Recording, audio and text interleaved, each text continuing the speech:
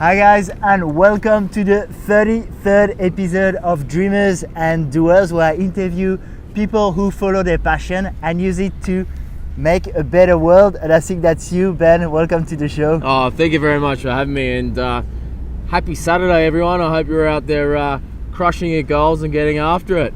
I know that we did the morning rituals this morning. Wow, what a view. And we're ready to do this. What time did you wake up this morning? 4:30. 4:30. Nice and early. Okay, I'm a lazy bastard, so I did 4:45. And that's because you pushed me. And yeah, we did that routine together. I felt amazing, so I'm pumped. Yeah, I'm pumped too. It's I think the way that you start the morning, and if you can win the morning, you get those routines locked in. It's like pow. You know, you sit up for the day and it just becomes this great day for everyone. And so you do that every morning? Every morning. Yeah. So, and we did a bit of Wim Hof. So can you talk about your routine? So basically, myself and Alex jumped up this morning.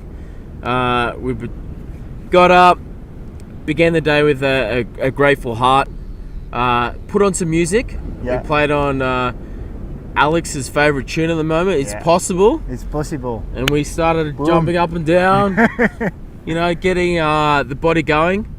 And we're laughing, we're smiling, we're getting the endorphins, lymphatic system going, getting the central nervous system awake. And then from there, after dancing around, we had a shot of apple cider vinegar. It's like, wow, pow, you know, wakes up the digestive system.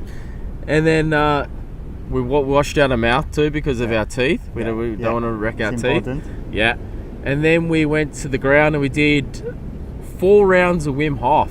So basically just pumping the body full of oxygen, really doing that breath work, getting present.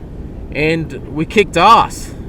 On the 4th round, we got, we had our breath for like 3 minutes 12. Which is incredible. Like, so the rush you get from that, and then instead of having a cold shower, we used the biggest cold shower, best cold shower you can find, right behind us, and jumped in the water at Bondi Beach. So, fucking amazing start to the day. And for the people who don't watch the video but listen to the podcast, we're in Bondi Beach, so we have the ocean behind. And Bell. It's called Abstacker because he has those abs stacked here. That's what you're missing out if you're just listening to the podcast. So let's do talk a bit about your story. So your real name is Handsacker. Yeah, Ben Handsacker. And guess there's no need for explanation about why you called yourself Ben Abstacker. And you're a personal trainer, but also an Australian champion fitness model. I don't know that much about this world, so can I let you introduce? Of course. So I'm 4 times Australian champion fitness model. So in 2013, I was in the natural fitness model category. I took out the Australian titles. And then in 2014, I was fortunate enough to take out Mr. Physique Australia or Mr. Beachbody Australia, and then represent Australia around the world, competing on stage. Then I took a hiatus. I took 4 years off, just to coach, focus on my business. Then I made a comeback last year and stepped up a category and competed in the biggest show in Australia, the WBFF, after overcoming some injuries. So I was in hospital a couple of times last year, and then overcome the adversity and injury, and was fucking grateful enough to take out the title again in October and become a newly crowned Australian pro fitness model, so I can represent Australia this year in the world. And you've been on the cover of a lot of magazines too. Yeah, I've been fortunate enough to get this face and body on 6 magazines so far, and then appeared at 50 magazines around the world. And all about sharing your positive and strong mindset through your personal training sessions. Yeah. So we'll talk about so it's mainly about the mindset because. Yes. So I met you. I think it was like 6 months ago. We were at the icebergs. I was in the spa, in the sauna. It was really interesting. We had a quick chat, but I remember you asked me what I was doing, and I was, that guy's super positive, super interesting in other people. And the first thing you asked also is like, why? Yes. Which I thought was really interesting because I like people who you're interested in why people do what they do. Yeah.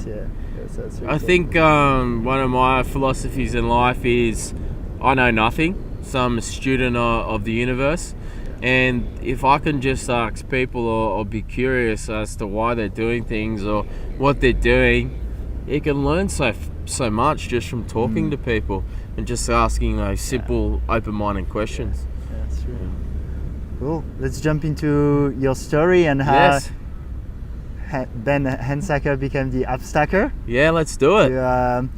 I'd say if you can give a bit of background so people can relate to especially what's I know the answer because I listened to that podcast on Plant Proof. That was amazing. But what was the shift in your mindset that made you build a strong mindset? So what was the motivation through your story, and then we'll look at the systems you put in place. So if I go back 10 years ago, about this time on a Saturday morning, I'd either probably be coming home from a big night of drinking with a kebab in my hand, or you find me passed out in a garden somewhere, waking up with the councilman poking me. Come on, buddy, you can't sleep here. So that was me 10 years ago, and 10 years ago I was at a university bar. At the time, I was overweight, I was chubby, I was depressed, I was very unfulfilled, both mentally and physically, and I was on the path to self-destruction or nowhere. And what happened was, in a strange turn of events, my nickname back then was the Sack Dog. Now, the Sack Dog was a loud Aussie larrikin, loves a drink, loves a pizza, loves causing trouble, basically just is a crazy guy. And the Sack Dog was at this university bar, and I seen the girl that I'd had a couple of conversations with, and look, I thought she might have liked me for my personality, so I worked up the courage to ask this girl out on a date. And we're in the bar, and there's about 30 or 40 people in there. I have a few more drinks, I have a shot. I stumble over to this girl, and I say, would you like to go out on a date? And she's looked at me like I'm crazy and said, I'd never date a fat, useless shit like you. Oh, pow, heart breaks. I was just reliving that moment again, and I still remember like the trembling feeling of embarrassment. And I walk out of that university bar and just disheveled. And I was like, this can either be the turning point for me and the wake-up call I needed. And basically snap, I flicked the mindset then, and I said, no one's ever going to say that to me again. Wow. And then from there I went on a mission to transform my life and change it and turn it around. And then I joined the gym the next day, and with the gym became discipline, and with the discipline became a routine, and with the routine and the discipline became a shift in the mindset. And then I become on this crusade to just sort of want to become more positive, and then I wanted to help others that had gone on that similar sort of journey. Yeah, nice.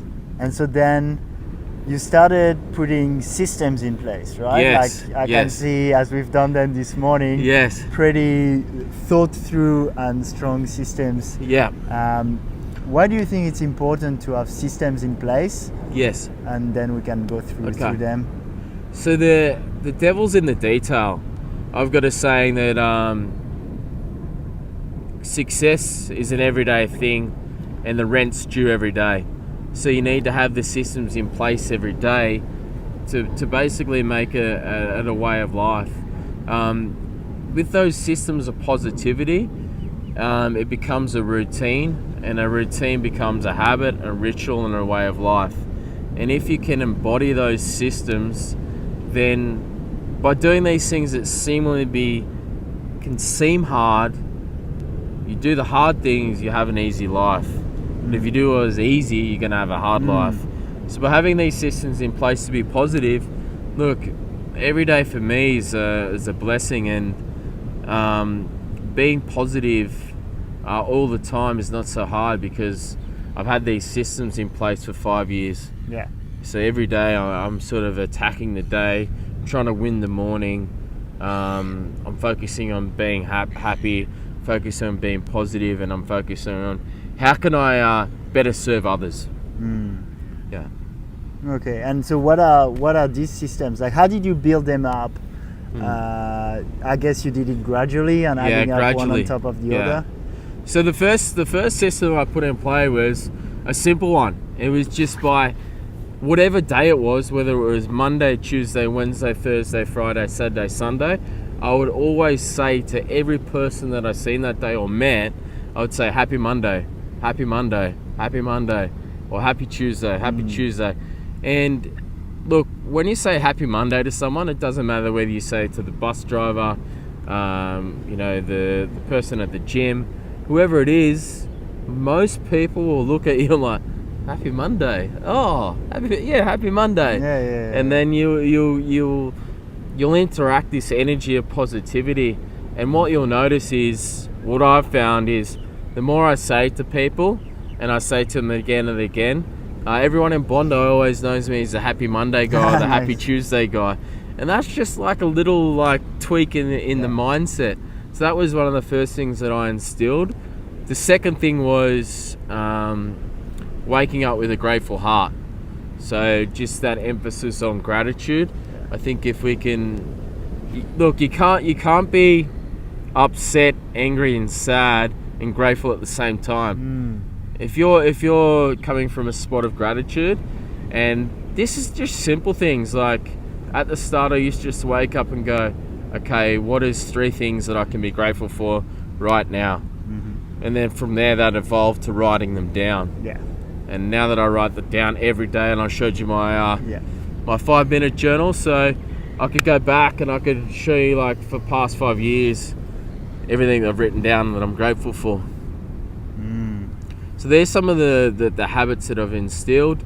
That's like the basics, really. Basics, yeah. And that takes, writing down 3 things you're grateful for, your 5-minute journal, and it's 5 minutes, right? That's nothing. It is nothing, and everyone can do it. Like, you go to the news agency, you get a journal and a pen. It's like, it's not complicated. But it's these easy things that people miss. Yeah. And they make it so complicated. But we can all become more positive tomorrow or today. I found the same a bit with you said, with Happy Monday, with smiling. Yeah. Like, when you start smiling to people, you can feel the energy. You connect, the energy and this connection. So that's really cool. And and then you added, so that's what you can do anytime to have a more positive mindset. Yeah. Now, okay, so for me, for example, I have quite a lot of systems in place. I'm quite a motivated person, but like, when it comes to the gym, for example, there's often moment when I'm like, I know I could go a bit more to the gym, or but I'll be lazy to go, or I'll go, but I won't push as hard as I know I could, right? Okay. So do you have tips about really going from having a good mindset, being active, to really pushing that extra mile? When you listen to guys like Arnold Schwarzenegger, or these kind of people like David Goggins, these guys that really push. And I guess for you to become the Australian fitness model you need to go that extra mile where you really push yourself even more. Like, how do you push that? So there's a couple of things there, like particularly with training and working out. the first thing is in the morning, you got to set your intention. So I asked one of the questions to myself in the morning, every morning when I wake up, what will make today great? And what will make today great? So if I've written down I want to be the Australian champion, I know that I've got to follow my eating plan, and I've got to lift more than I did yesterday, and that's the strategy. And then you got to look in the mirror, which is the accountability mirror, and you got to ask yourself, like, there's one person you can't lie to, and that's yourself. And by looking in the mirror before I go to the gym, and I just say, I have a mantra like, when I'm in the gym, I've got to be the hardest worker in the room. And I look around in the gym, and if I'm not the hardest worker in the room, I've got to work harder. And that's the mindset I have when I go into the gym. And the other thing too is, when you're working out, it's not like you have to, it's you get to. Most people around the world don't have the opportunity to train in a gym. They don't have a capable body. They don't have, 2 arms, 2 legs. A lot of people would absolutely love to be in your position. And the question comes down to, like, what are you willing to suffer for? The more that you can go through suffering will cause more growth, and the more that you grow, the better you become. So I think the more it hurts, pain is beauty. And that's purely and simply, like, in the gym, it might sound a bit sickening, but the more pain that you can endure, but because you're breaking down muscles. Muscles only grow under stress. That's the only way they grow. The more stress you can cause on the muscle, the better you're gonna look. Same with cold water. Yeah, exactly. You get kind of your strength and your energy, your motivation from the fact that it's painful. Yeah. So, like, people go into the gym, they take their phone, they're fucking on social media, they're not really present, they're checking emails. Look, use your phone for music, put the fucking phone away, and get after it. And look, it's only 45 minutes of your life. Everyone's got 24 hours in a day. You're never ever gonna regret working out hard or training hard, purely and simply. And if you have trouble pushing yourself in the gym, get an accountability partner. Get a guy that's stronger than you, or get a girl or your girlfriend that's more fitter than you, and train with people that are better than you, because they'll force you to level up. And that's what I do. All the guys I train with, they're 6'4", 6'5".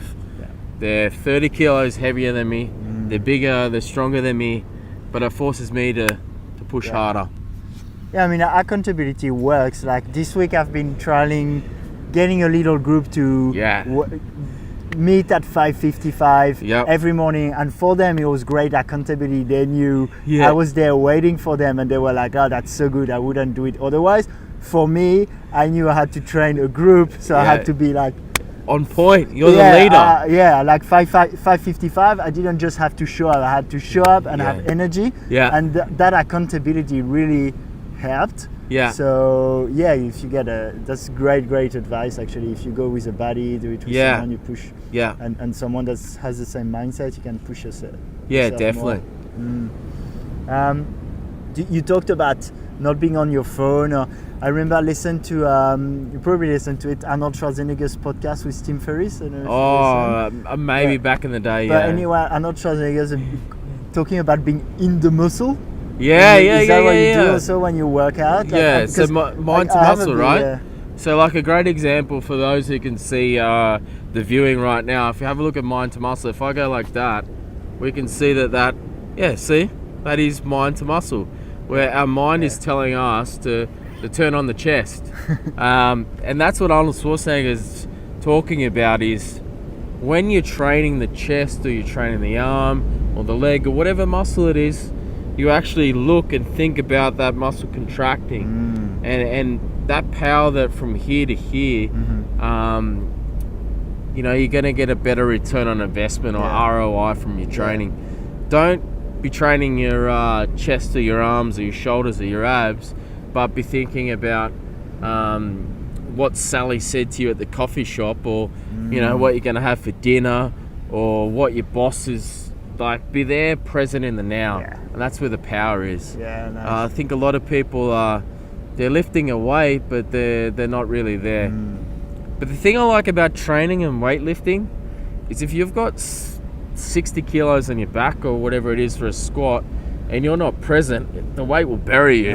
So it brings you back to the present moment. Yeah, it brings you back to the present moment. And we had the same meditation teacher actually. So you practice meditation. Yeah. Do you feel that helps you? So for example, at the gym now, I'm trying to think. I'm like, okay, be in the muscle. Yeah. Be present. Yes. But you know, it's like there's what you want to do, and there's what you actually do. Do you find your meditation practice helps you to focus? 100%. So being in that meditative state during the set or like during the workout is exactly. And whether you spend like I spend a couple of minutes, maybe 4 or 5 minutes outside the gym trying to get into that meditative state, and as soon as I walk over that line that's in the gym, it's like bang, I become an action hero.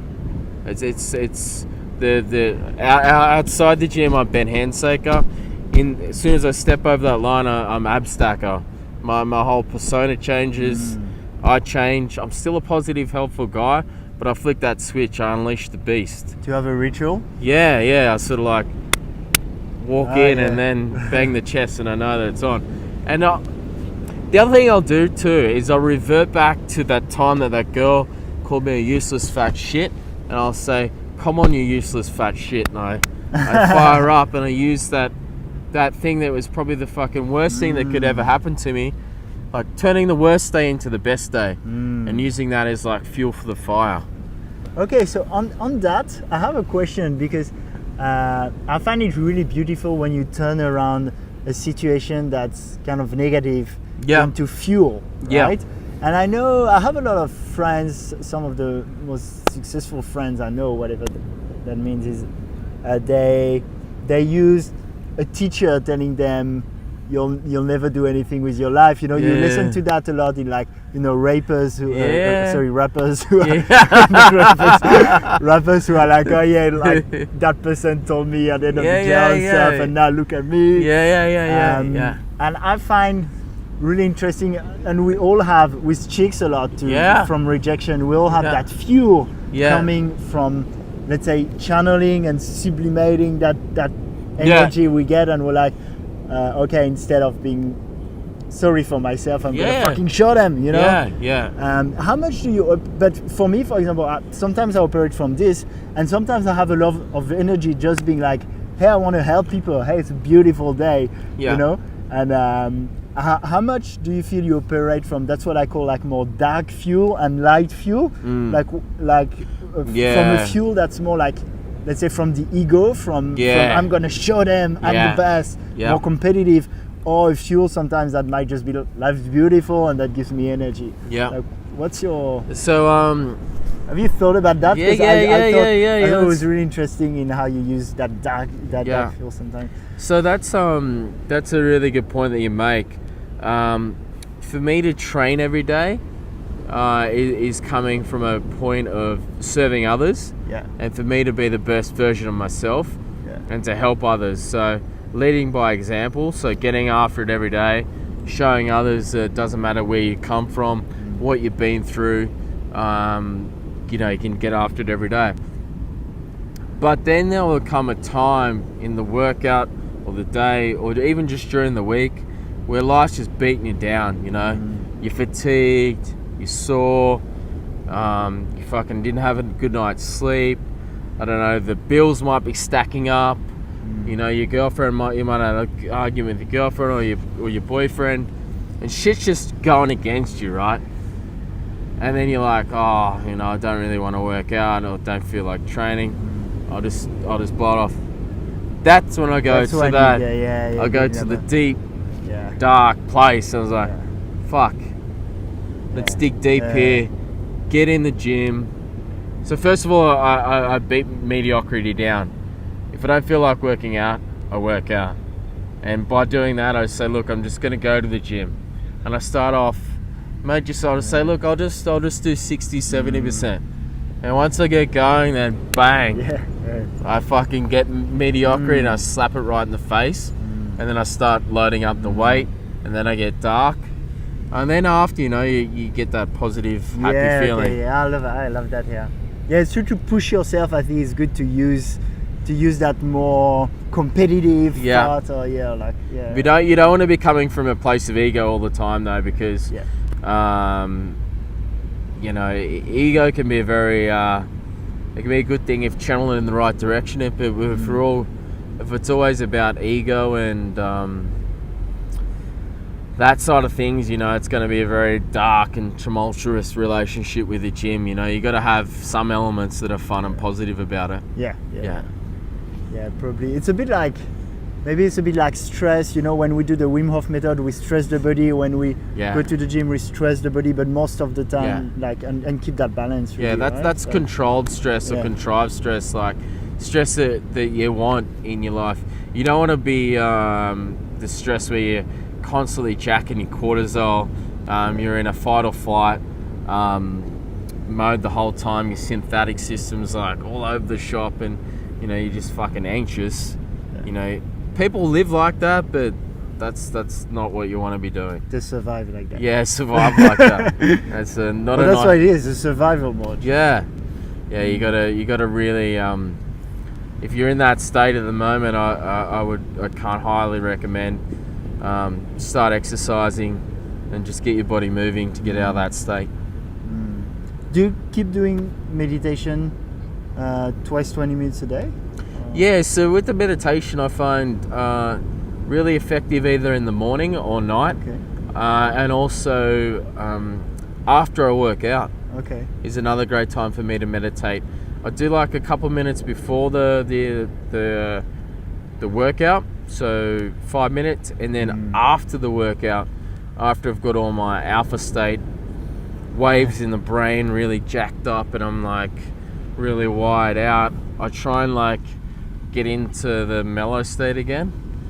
And by doing that, I find I have really powerful clarity. So anything like with business or life, that sort of I ask myself the questions and I seemingly have good answers after I work out and train, then meditate. I was just thinking about something when you talked about, we're so lucky to have to being in a gym, and these kind of things. Do you find sometimes, made me think, sometimes you're sick, and then the day after you're like, it's so good to be in good health. And I had something I think that really helped me, is I had an ACL injury. It was just an injury, but it's a bit annoying after you get surgery, and at the time it was terrible. And I remember then the first time I ran, wow, that's so good, I should be grateful for and when you were talking about that, I was like, it's true. Now when I run, sometimes I get stuff. I remember that moment and I'm like, mate, you're so lucky you can run right now. Remember how you felt when you couldn't run. So just fucking keep running. You were talking about remembering this, that really helps to push through a bit too. That's exactly right. I was injured 3 times last year, just before my competition. So those that can't see, I had tropic staph underneath my kneecap, so I nearly lost my leg on the right side, and then the left side I had vessel vasculitis, and I nearly lost this leg. So I can talk to you about overcoming. What is that from? This one was from I'm originally a country boy, so for those that's international listeners, I grew up in a country town called Narromine, which is 6 hours west of Sydney. So it's out in the bush, and we go hunting and fishing and all that sort of stuff. So I was up in Darwin, we were chasing crocodiles around, and as you do, Steve Irwin style, catching fish and stuff. And I injured my knee, and I spent 12 days in the tropics. I didn't really address the wound, and then I come back to Sydney, and my knee was out like this, and a nurse in the gym and the plane's like, shit, you better get to hospital really quickly. and I got to the hospital and they're like, wow, this is really bad. We're going to have to rush you into emergency. And they had to open up my kneecap and go underneath and remove all the septic and gangrene sort of stuff that it had on the knee. And then it was that bad that they had to do it twice, and then I was on IV drips for 7 days. And they said if we have to go again, unfortunately we're going to have to amputate. Whoa. So that was pretty serious. And then that was when I was high on painkillers, actually. After the second operation is when I decided I was going to compete again, because I remember I was like looking at the photo. So when was that? That was May last year. Yeah, and I was on stage 16 weeks later. Okay, nice. Yeah. Nice. Good. You talked about fishing and hunting. What's your nutrition? So apple cider vinegar in the morning. Apple cider vinegar. I follow a hybrid plant routine. So because I heard you in plant proof, but you didn't talk about nutrition, so I wasn't sure.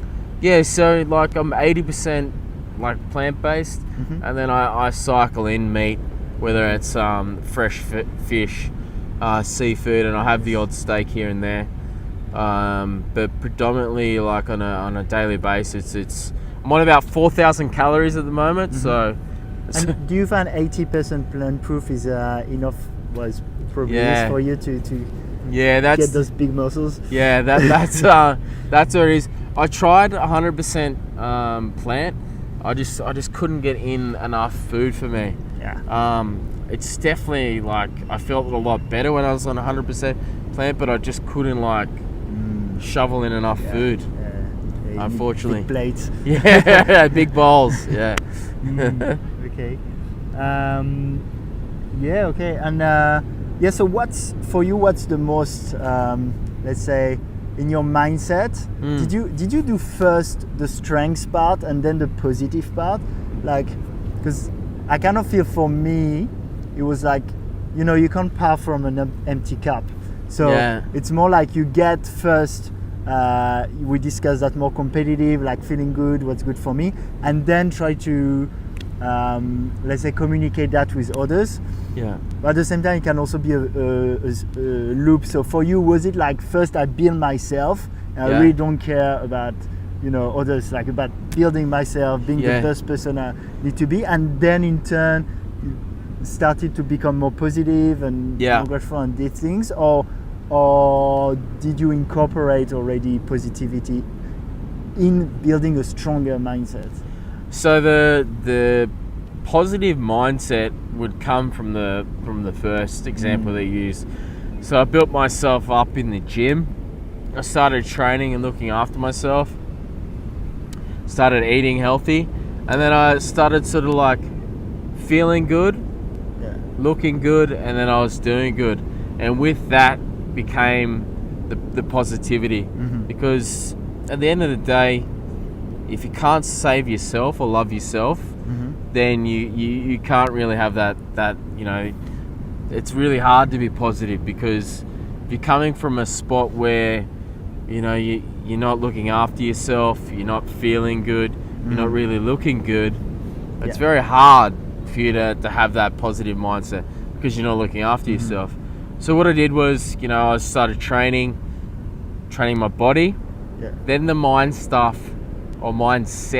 came later, and that only come through just small incremental wins, because I remember the first time I competed, I coached myself, and it's a tough fucking sport, because you train 90 minutes in the gym, but then for the next 23 hours you're married to it. It's all about how much you eat, how much you rest. And I was working full time. I was in a corporate capacity, working 70 hours a week in a suit, and then I'm doing personal training on the side. I'm also competing. You can't have a weak mindset. You got to. The only way is like a positive mindset. I think, positivity conquers all, and that positive mindset allowed me to reach the levels I was, because I was able to, out of every situation I was ever placed in, I was able to to find the silver lining or find the positive out of the negative. And just sometimes people won't associate positive mindset with strong mindset. Like, well, for you merge them, right? You merge them, Yeah. Like, what would you say to someone who thinks to have a strong mindset, they need to be, all the time in that more egoic place? Like, how does positive mindset help the strong mindset for you? Okay, so the positive mindset gives you humility. That comes from that place of being humble and helping others. Yeah.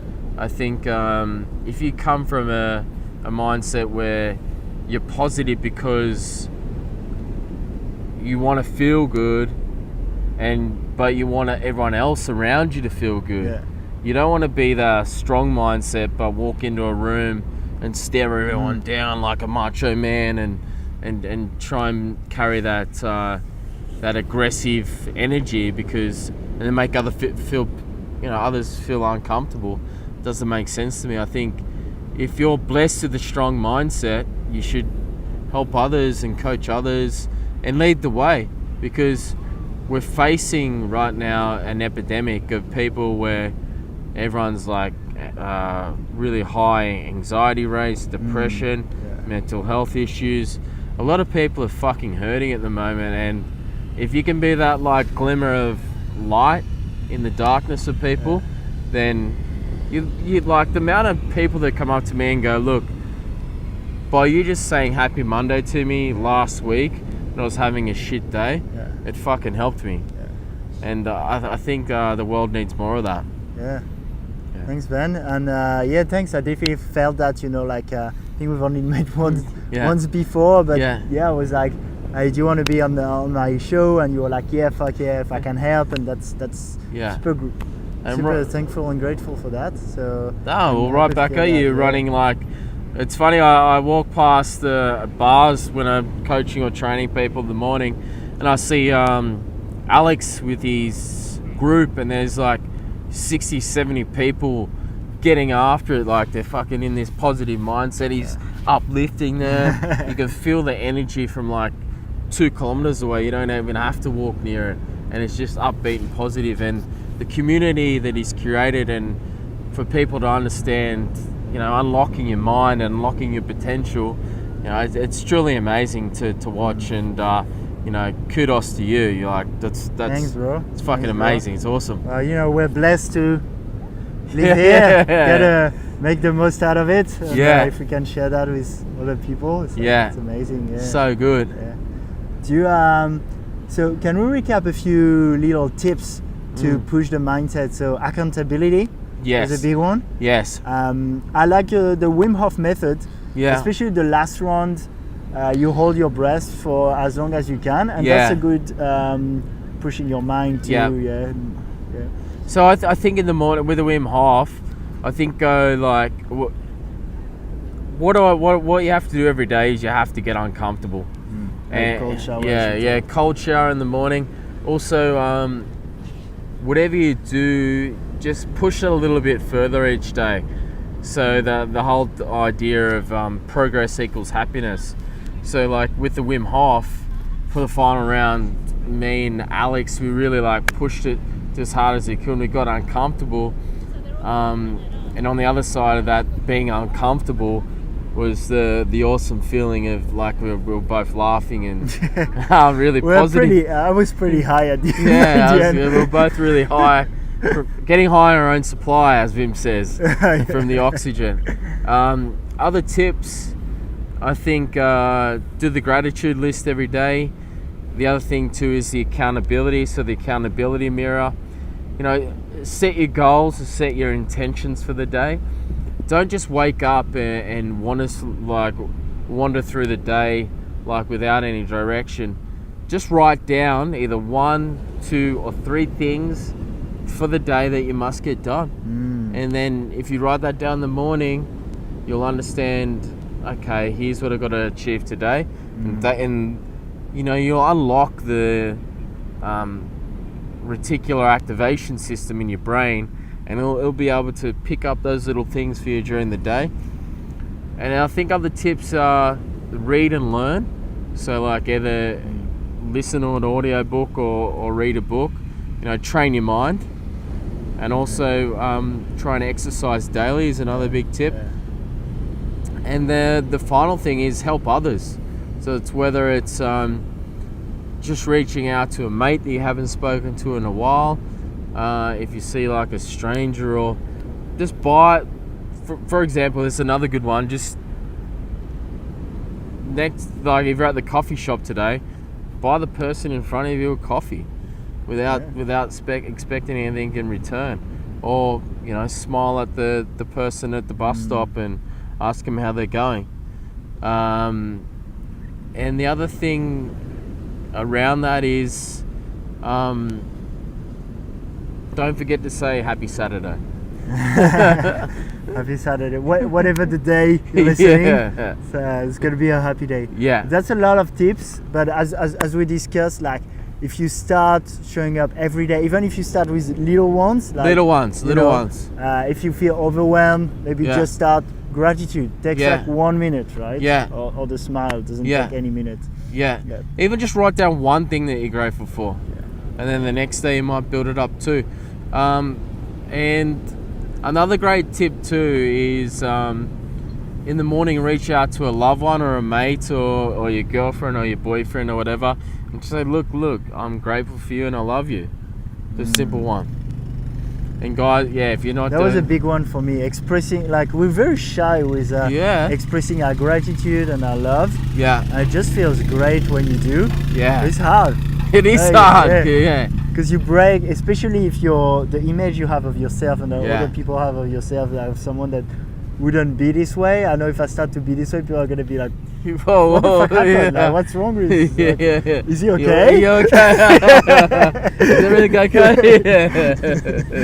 So you can that's what so I do in one of my programs. I tell people to they can start smiling more. There's a lot of research being done around it, and it's often easier to start with people you don't know. Yes. So if you go to a cafe where you don't go and there are waiters, start being really a smiley guy, like, hey, how are you? Yeah. Like, you know, you can go like, hey, happy Monday, how's your day being? In this cafe, no one knows you. Because, and I'm saying it's great if you do it at work, but it's going to be more challenging one day after the other. Like, you listen to this podcast, you arrive at work and you go, happy Monday, how are you? And you've never been that way, people are going to be like, that might be a bit harder. Are you okay? What have you had this morning? What was in your coffee? Just Wim Hof method. Yeah, Wim Hof method. Nice. Well, that's a lot of tips and knowledge bombs for you guys. So thanks, Ben. No, absolute pleasure. How can people follow you more, work with you? Yeah, so if just want to check me out on Instagram, that's Abstacker. And then I've got a Facebook page also, Abstacker. And we're building, just at the moment, a new membership site, a website coming up, which is MUPD. And MUPD stands for Mentally Unstoppable, Physically Dominating. So this is all about just training people how to have an unbeatable mindset and how to have a powerful body. Nice, which you definitely have. I always finish these interviews with a big thank you, brother. Hug. Love you, man. And for us, we'll probably go, because we're here in Bondi Beach, right? So the sun is rising, and we'll probably go maybe for another swim. What do you think? Woo! I love you. Bondi Beach, the active city. Look at these guys, surfboards, and everyone's up. I love Bondi Beach for that. Yeah. It's Saturday morning. It's like 7 a.m. and look at how many people are up, just going for runs and stuff. It's crazy. Yeah. Thanks for watching, guys.